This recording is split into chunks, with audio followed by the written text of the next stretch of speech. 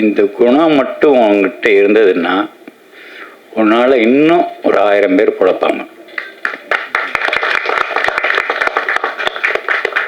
அதை மட்டும் விட்டு கொடுத்துடாது. சாட்டை படம் ஃபர்ஸ்ட் டே ஃபர்ஸ்ட் ஷோ தேட்டரில் கை தட்டுறாங்க. என் பின்னாடி இருந்து என்ன அப்படியே கட்டி பிடிச்சிட்டு எங்கள் அண்ணன் முதல் முறையாக வெடிச்சு அழுகிறாரு. என்னண்ணே அப்படின்னா, நமக்கெல்லாம் யாரா இருந்தா. இப்போ விடுதலை படம் ரிலீஸ் ஆனதுக்கு அப்புறம் என்கிட்ட ஒரு 1/2 நேரமாக பேசினாப்புல. உண்மைக்கு மச்சான் எனக்கு புரியல, ஆனால் இருந்தாலும் அந்த படம் இதுக்கு நேமில் சந்தோஷத்தில் நான் தேங்க்யூ டார்லிங் 1/2 மணி நேரம் உன்ட்டு இதவே தான் நான் சொல்லியிருப்பேன். நீ புரிஞ்சிருப்பேன். என்ற பதிலுக்கு என்னால் உன்கிட்ட பேச முடியலை. அன்பு அண்ணன் சமுத்திரக்கனி அவர்களை பேச அழைக்கிறோம்.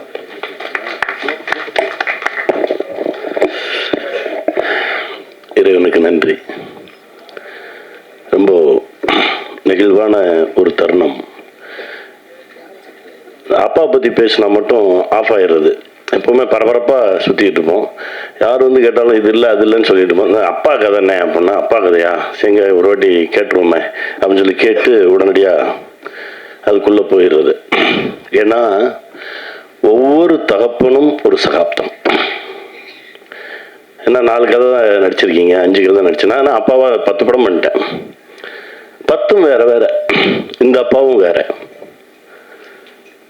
இந்த மாதிரி ஒரு அப்பா படம் பண்ணுறேன்டா அப்படின்னு சொல்லி பாண்டிகிட்ட சொல்கிறேன். நான் சொல்கிறேன், நம்ம அப்பா கதை எழுதி தந்துடுறேன், எடுத்துறியா அப்படின்னா. அவன் தகப்பனுக்கும் அவருக்குமான உறவு சொல்லும் போதே படபடன்னு இருக்கு. பசங்க முடிச்சுட்டு ஒரு ஒர்க் நடந்துட்டு இருக்கு. திடீர்னு ஒரு நாள் சொல்கிறான், அப்பாவை காணோன்னே, எங்கே போயிட்டாருன்னு தெரியல, அப்பாவை போய் தேடி நான் கூட்டிகிட்டு வரேன் அப்படின்னு சொல்லி கிளம்பி போய் 1 வாரம் அப்பாவை தேடினேன். இந்த மாதிரி தன்ராஜ் இருக்கானே, தகப்பனும் இல்லை தாயும் இல்லை. ஒரு பெரிய வலி. என் தகப்பன் என்னோடு இருந்திருந்தால் நான் என்னெல்லாம் செஞ்சுருப்பேன். எனக்கு 5 வயசு இருக்கும்போது அப்பா இறந்துட்டாரு. அப்புறம் அம்மா போராடினா, அம்மாவும் இறந்துருச்சு. நானாக கர்ணம் போட்டு கையை ஊண்டி தான் எந்திரிச்சு வந்து நிற்கிறேன் அப்படின்னு சொல்கிறேன். தம்பி சூரிய எடுத்துங்க, அற்புதமான தகப்பன். அந்த தகப்பன் இப்படி ஒவ்வொரு தகப்பனும் ஒரு சகாப்தம். அதனால மட்டும்தான் அந்த அப்பா அப்படின்னாலே என்னமோ ஒன்று நடக்கும், ஒரு வேதியியல் மாற்றம் நடக்கும். சரி வாங்க உடனே ஆரம்பிச்சிடலாம், எடுத்துடலாம் அப்படின்னு சொல்லி ஓடி ஓடி எடுக்கிறது. ரொம்ப சந்தோஷமா இருந்தது தன்ராஜோடு பயணப்பட்டது. இவன் என்ன எடுக்க போறான் அதெல்லாம் தெரியவே தெரியாது எனக்கு.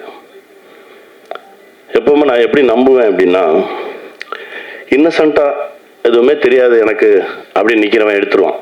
நீங்கள் கவனிச்சு பார்த்தீங்கன்னா தெரியும். நீச்சலே தெரியாதவனை தூக்கி தண்ணிக்குள்ளே போட்டிங்கன்னு வச்சுக்கோங்களேன், அவன் பாட்டுக்கு அடித்து வந்துடுவான். ஏதோ ஒன்று பண்ணுவான், வெளியே வந்துடுவான். ஆனால் நான் கையை எப்படி வச்சுக்குவேன், காலை எப்படி வச்சுக்குவேன், நேற்று யூடியூப்பில் பார்த்தேன் நீந்துவது எப்படி இப்படின்னு ரொம்ப பேசுகிறான் பாருங்க. ரொம்ப ஆராய்ச்சி பண்ணிட்டு உள்ளே போகிறவன் அவனும் போய் நம்மளை இழுத்து உள்ளே விட்டுறான். அதனால் எளிமையாக வெறும் நம்பிக்கையை மட்டும் சுமந்துட்டு வரவங்களோட பின்னாடியே போயிடுறது. அவங்க ஒன்று எடுப்பாங்க. அப்படி தான் எடுத்திருக்கான். ரொம்ப சிறப்பாக வந்திருக்கு இந்த படைப்பு. இந்த படம் பண்ணும்போது, அதாவது டான் டப்பிங்கில் சொன்னேன், என்னால் டப்பிங் பேச முடியல, எனக்கு நெஞ்செல்லாம் வலிக்குதுடா தம்பி அப்படின்னு சொல்லி அந்த இயக்குனர்கிட்ட சொன்னேன்.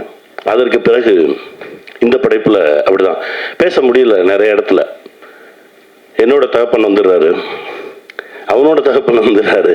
ஏதோ ஒன்று வந்து நம்மளை ஒரு மாதிரி பிசைஞ்சு எடுத்து நம்ம கிட்ட இருந்து ஒரு நல்ல விஷயத்தை கொண்டு வந்து சமூகத்துக்கு வைக்கணும் அப்படின்றதான். ஏன்னா புரிஞ்சிக்கவே முடியாத ஒரு சொந்தம் வந்து அப்பா பையன். நிறைய தகப்பன்கள் என்கிட்ட வந்து பேசியிருக்காங்க. 10-20 நாளைக்கு முன்னாடி சிவகாசி பக்கத்துல இருந்து போனேன், அண்ணே என் பையன்கிட்ட பேசுங்கண்ணே, என் பையன் தப்பான வழியில் போயிடுவானோ நான் பயந்துக்கிட்டு இருக்கேனே, எனக்கு தினம் வீட்டில் ஒரே சண்டைண்ணே, நான் அவனை அடிக்கிறேனே, அவன் குளிச்சுட்டு போயிடுறானே, அவனு என்னங்க பண்ணாம்னா ஃபோனில் கேமாக ஆடிக்கிட்டு இருக்கானே, சரி ஆடிட்டு போட்டு விட அப்படின்னு. ஐயோ கெட்டு போயிட்டானா, சரி பையன்கிட்ட கொடு அப்படின்னா. அவன் அங்கிள் எனக்கு வந்து ரோபோட்டிக் ரொம்ப பிடிக்கும், நான் ஒரு கேமே தயாரிக்கலாம், நானே கிரியேட் பண்ணலான்னு நினைக்கிறேன், அது இவங்ககிட்ட சொன்னால் புரிய மாட்டேங்குது, என்னை எதுக்கு எடுத்தாலும் அடிக்கிறாங்க அப்படின்னா. திரும்ப உங்கள் அப்பாட்ட கொடு, இங்கே சரி பண்ணப்பட வேண்டியது அப்பைங்க தான் அப்படின்னு சொல்லி அவர்கிட்ட 10 நிமிஷம் பேசணும். அவன் என்னமோ உன்னை செய்யணும்னு நினைக்கிறான், அவனை விட உன்னோட அறிவெல்லாம் போய் அவன் மண்டையிலேருந்து திணிக்கிற அப்படின்னு சொல்லி இங்கே தான் பேச வேண்டியதாக இருந்தது. ஏன்னா எல்லோரும் அவர்கள் இடத்தில் மிகச் சரியாக இருக்கிறார்கள். இதுவாகணும்னு இவங்க முடிவு பண்ணுறதும், நான் சொல்கிறத கேளுன்னு அவங்க முடிவு பண்ணுறதும் தான் இங்கே சிக்கலாக இருக்குது. அப்படின்னு பார்க்கும்போது ஒவ்வொரு தகப்பனுக்கும் மகனுக்கும் உள்ள இருக்க உறவே அது வேற மாதிரி இருக்கு. தேடி தேடி தேடி தேடி இந்த விஷயத்தை சொல்லலாம். இது வரைக்கும் ஒரு 10 பண்ணியிருக்கோம் அப்படின்னா இன்னும் ஒரு 15-20 பண்ணலாம் அப்பாவா. அவ்வளவு விஷயங்கள் இருக்கு. அப்புறம் என் அண்ணன் தம்பிராமன் அண்ணன் வந்து என்னை தாண்டி அப்பாவை சுமக்கக்கூடிய ஒரு மனிதர். நான் ரொம்ப ரசிச்சு ரசிச்சு எழுதுவேன். நானும் அண்ணனும் சேர்ந்து ஒரு 10 படம் பண்ணோனே அப்படின்னு சொல்லி பேசணும். 5 முடிச்சிட்டோம். ஒவ்வொரு படத்துலையும் ஒவ்வொரு மாதிரி. இப்போ தெலுங்குல அப்பா பண்ணணும் அப்படின்றப்போ நான் ஆசைப்பட்டது நான் நடித்த ரோல் கிடையாது, நான் அண்ணன் நடித்த ரோல் தான் ஆசைப்பட்டேன்.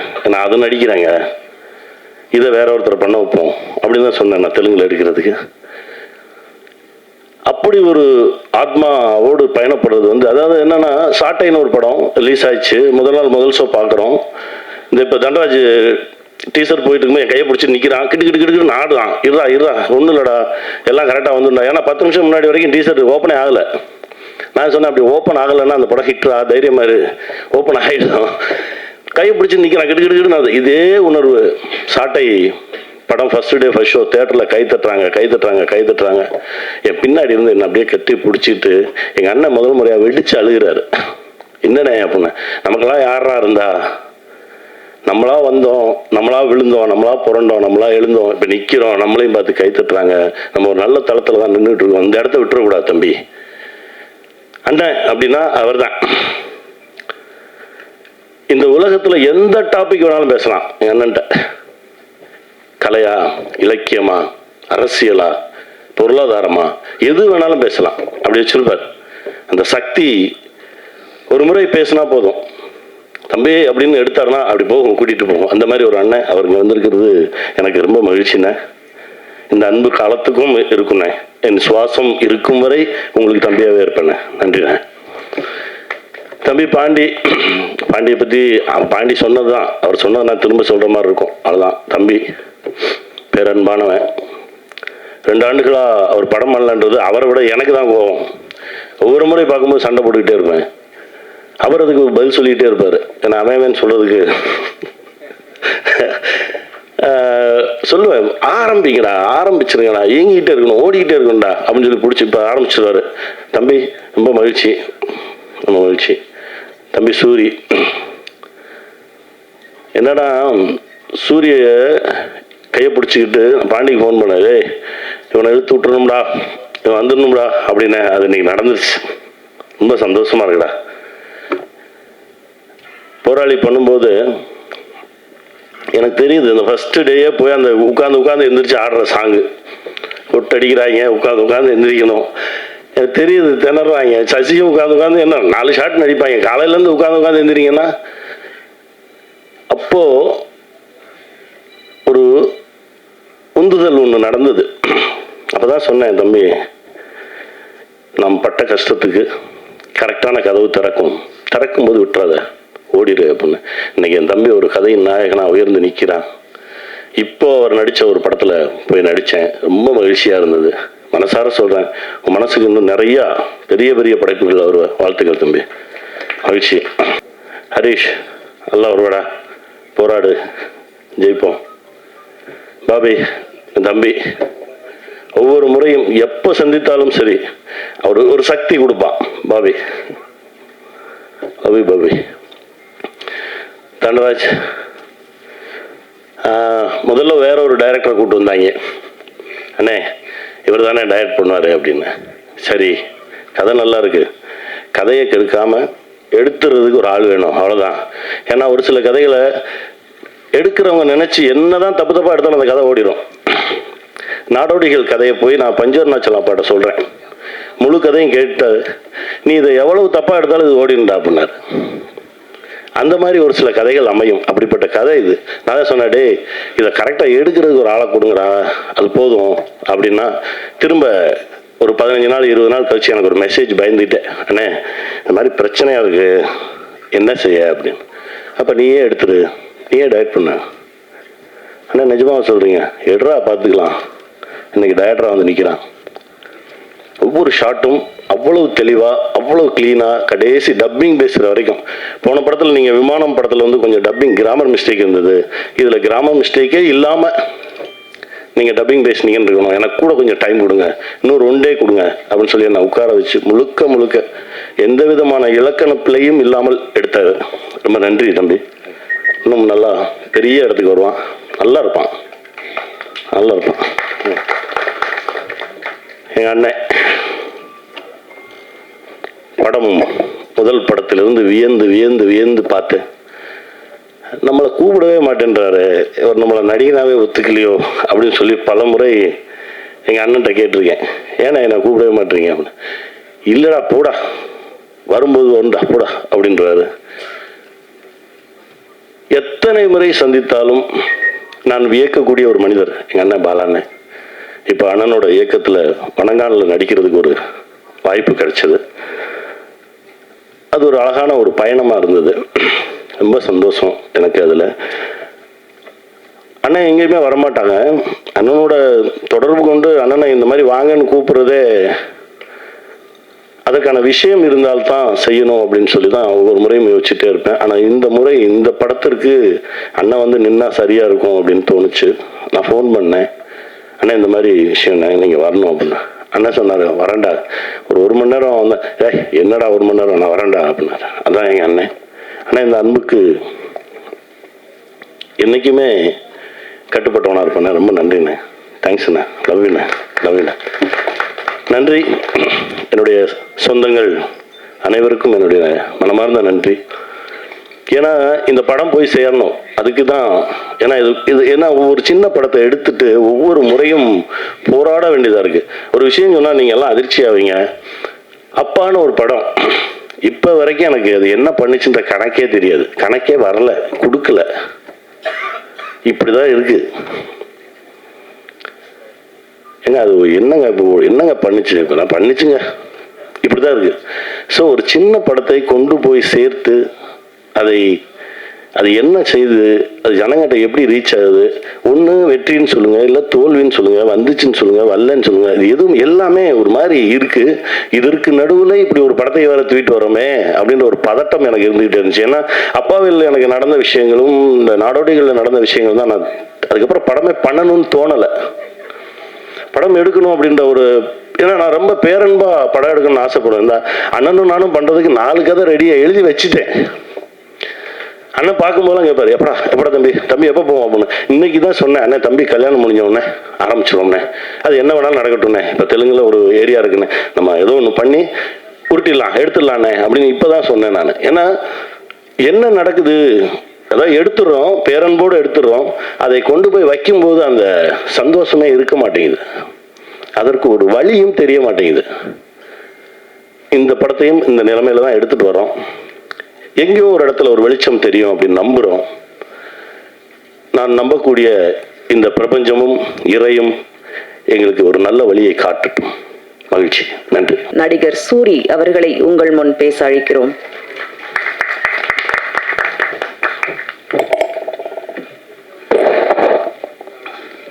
எல்லாருக்கும் வணக்கம். மேடையில் இருக்கிற அன்பு அண்ணன்களுக்கும் மரியாதைக்குரிய அண்ணன்களுக்கும் நண்பர்களுக்கும் எல்லாருக்கும் என்னோட வணக்கத்தை தெரிவிச்சுக்கிறேன். மீடியாக்காரங்களுக்கும் வணக்கம். நண்பர் தன்ராஜ் எனக்கு ஒரு நல்ல நண்பர். வெண்ணிலா கபடிக்குழு படம் ரிலீஸ் ஆன அப்போ எப்படி அந்த பரோட்டா காமெடி பேசப்பட்டுச்சோ, அதுக்கப்புறம் அதே படத்தை தெலுங்கில் பண்ணி அந்த காமெடி அதை விட இங்கே நான் பண்ணதை விட இன்னும் மேலும் ஒரு இப்படி மேலே அந்த படம் அங்கே அவ்வளோ வரவேற்பு பெற்றுச்சு. அங்கேருந்து ஒரு நடிகன், ஒரு பெரிய நடிகனை, காமெடி நடிகனை உருவாகுறாங்க. அப்போ எனக்கு ஃபோன் பண்ணி உங்கள் சீன் பண்ணது நான் தான் அப்படின்னு எனக்கு அவரே என்னோட நம்பர் வாங்கி ஃபோன் பண்ணி பேசினார். எனக்கு அவ்வளோ மகிழ்ச்சியாக இருந்துச்சு. அதுக்கப்புறம் நானும் பேசினேன். அதுக்கப்புறம் அப்போ என்னோடய படங்கள் எந்த படம் வந்தாலும் அவர் ஃபோன் பண்ணி என்கிட்ட பேசுவார். அதுக்கப்புறம் திருப்பி சென்னையில் ஒரு படம் அவர் கூட நடித்தேன். அப்புறம் எங்கள் அண்ணன் கன்னியன் இயக்கத்தில் நிமிர்ந்த நெல் படத்தில் வந்து அவர் நடித்தார். ஸோ 2 பேரும் மணிக்கணக்காக பேசிக்கிட்டே இருப்போம். எந்திரிக்கிறப்ப நான் பேசினது அவருக்கு புரியாது, அவர் பேசினது எனக்கும் புரியாது. அவள் 2 பேரும் கை கொடுத்துக்கிருவோம். இதே மாதிரி தான் நம்ம எப்போவுமே ஃப்ரெண்ட்ஷிப்பாக இருக்கணும்னு கண்டிப்பாக தலைவா அப்படின்னுவேன். இப்போ விடுதலை படம் ரிலீஸ் ஆனதுக்கு அப்புறம் என்கிட்ட ஒரு அரை நேரமாக பேசினாப்புல. உண்மைக்கும் மச்சான் எனக்கு புரியல, ஆனால் இருந்தாலும் அந்த படம் இதுக்கு நேமில் சந்தோஷத்தில் நான் தேங்க்யூ டார்லிங் அரை மணி நேரம் உன்ட்டு இதவே தான் நான் சொல்லியிருப்பேன். நீ புரிஞ்சிருப்பேன். என்ற பதிலுக்கு என்னால் உன்ட்ட பேச முடியலை. எனக்கு அவ்வளோ பெருமை சந்தோஷமாக இருந்துச்சு. தேங்க்யூ நண்பா. டைரக்டர்கள்லாம் வந்து நடிகர் ஆகிட்டு இருக்கிறப்ப ஒரு நடிகர், அது காமெடி ஆக்டர் டைரக்டராக வந்திருக்கீங்க, ஒரு பெரிய விஷயம். வாழ்த்துக்கள். என்னண்டா இன்னும் நிறையா நமக்கு ஒரு பெரிய அட்வான்டேஜ் என்னண்டா, உங்களுக்கு ஒரு காமெடி நடிகன், ஒரு ஹீரோ கூட ஒரு 40 படம் பண்ணாருன்னா ஒரு காமெடி நடிகன் 150 படம் பண்ணியிருப்போம். அப்போ நிறைய டேரக்டர்கிட்ட ஒர்க் பண்ணியிருப்போம். எல்லா டேரக்டரும் கண்டிப்பாக ஏதாவது நீங்கள் எடுத்திருப்பீங்க. ஸோ அது எல்லாமே இந்த படத்தை நீங்கள் பதிவு பண்ணியிருப்பீங்க நான் நம்புகிறேன். நல்லா இருந்துச்சு. 2 லாங்குவேஜில் போட்டிருந்தாங்க.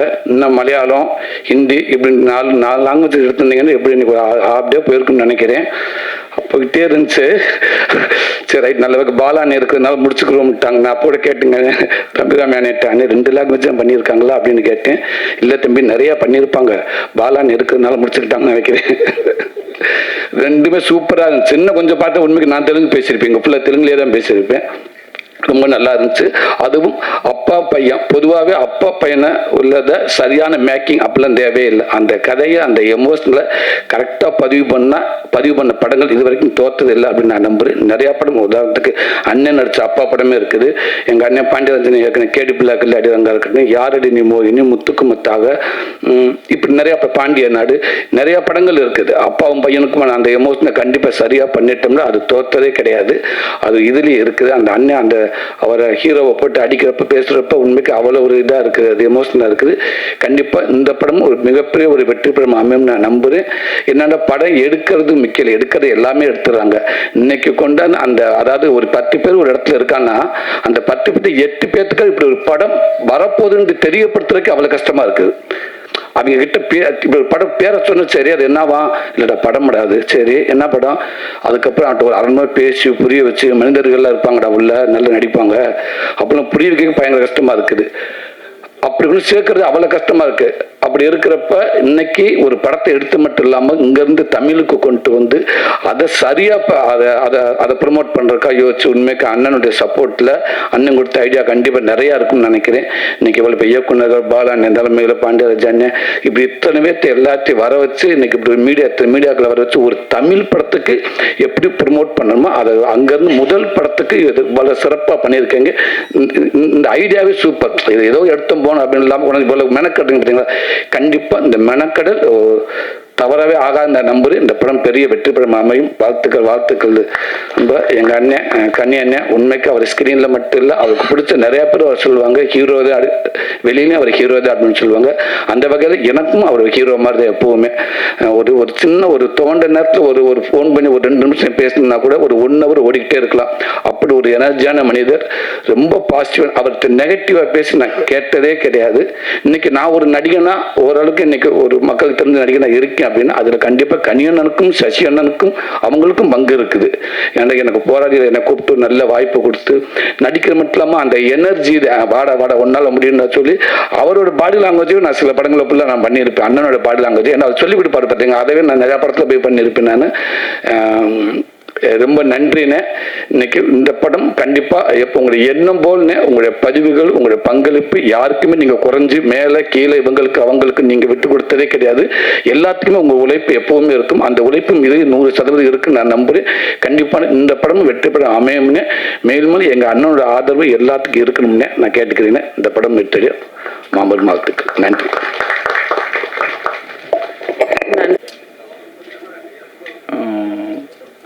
சமுத்திரகனியோட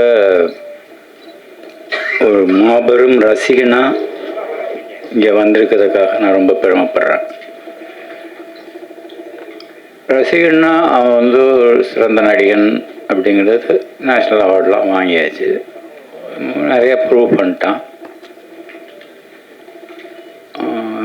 இயக்கத்துலேயும் நிறைய ப்ரூவ் பண்ணிட்டான். இன்னும் 2 விஷயங்களுக்கும் அவனுக்கு நான் ரசிகன். அவனோட கடுமையான உழைப்பு.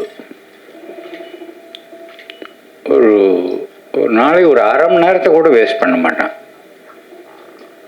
ஒரு 1 hour ஆகும்டா நீ போய் கேரவனில் வெயிட் பண்ணுன்னு சொன்னோம்னா அது 1 hourக்குள்ளே அங்கே ஒரு புக்கு இருக்கும், ஏதாவது படிச்சுக்கிட்டு ஏதாவது ஒன்று வேலை பார்த்துட்டே இருக்கிறதுன்றது அவன் படத்தில் மட்டும் இல்லை. இப்போது ரொம்ப வெயில், நான் திடீர்னு ஒன்றா ஃபோன் பண்ணி ரொம்ப வெயில் ஜாஸ்தியாக இருக்குடா, இந்த மாற்றுத்திறனாளி குழந்தைகளை வச்சுட்டு ரொம்ப கஷ்டமாக இருக்குது, 1000 பேரை வச்சுட்டு கொஞ்சம் சப்போர்ட்டுக்கு கொஞ்சம் ஆள் வேணும் ஒன்று.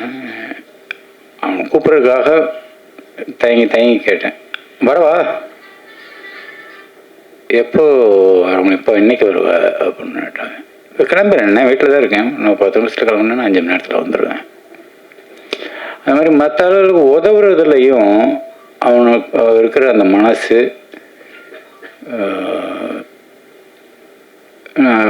ரொம்ப அதிகமாக பார்த்ததில்லை. குறிப்பாக சினிமாவில் தான் நடித்த படமாக இருக்கட்டும், நடிக்கிற படமாக இருக்கட்டும், மற்ற ரொம்ப சொன்ன மாதிரி அவனுக்கு பிடிச்ச அப்பா மாதிரியான படங்களாக இருக்கட்டும், அந்த மாதிரி சின்சியரான அட்டம்ப்ட்ஸ் எல்லாத்தையுமே எல்லாத்துக்கும் சப்போர்ட் பண்ணுறதுல அவனுக்கு ஒரு பெரிய மனசு இருக்குது. அதை எல்லோரும் கண்டிப்பாக பாராட்டி தான் ஆகணும். அதுபோக இங்கே வந்திருக்கிற எல்லாருக்கும் வாழ்த்துக்கள். தன்ராஜ், நீங்கள் நல்லா தான் தமிழ் பேசுகிறீங்க, ஒன்றும் பிரச்சனை இல்லை.